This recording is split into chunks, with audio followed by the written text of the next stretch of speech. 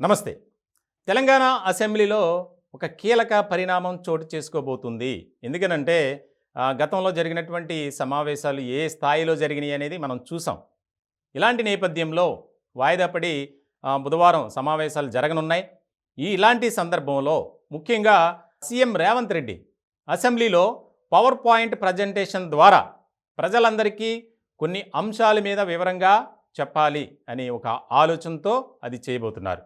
ముఖ్యంగా కీలకమైనటువంటి విభాగాలు డిపార్ట్మెంట్స్ ఏదైతే ఉందో ఆ డిపార్ట్మెంట్కి సంబంధించి అసలు ఖర్చు ఎంత చేశారు, ఎంత వ్యయము ఏంటనే దాని మీద ఒక వివరణాత్మకమైనటువంటి ప్రజెంటేషన్ ఇవ్వాలని ఆయన ఆలోచిస్తున్నారు. ముఖ్యంగా ఈ 10 ఏళ్లలో మిగులు బడ్జెట్ ఉన్నప్పటికీ కోట్లాది రూపాయలు అప్పులైనవి.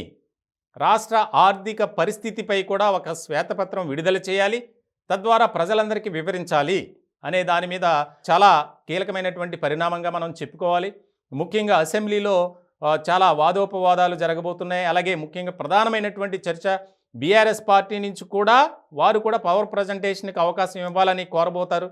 ఖచ్చితంగా వారు కూడా వారు ప్రభుత్వంలో ఏం చేశారు, ప్రజలకి ఎలాంటి సంక్షేమ పథకాలు అందించారు, ఎటువంటి అభివృద్ధి కార్యక్రమాలు చేశారనే దాని మీద కూడా పవర్ పాయింట్ ప్రజెంటేషన్ ఇవ్వాలనే ఆలోచనలో ఉన్నారు.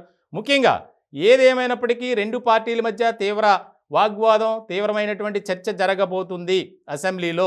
చాలా ఆసక్తికరమైనటువంటి పరిణామంగా ప్రజలు వెయిట్ చేస్తున్నారు. ఎందుకంటే ఇప్పటి వరకు రాష్ట్రం అప్పులు పాలైంది, దానికి సంబంధించి ప్రతి పథకంలో అక్రమాలు, అవినీతి జరిగిందని కాంగ్రెస్ పార్టీ ఆరోపిస్తుంది.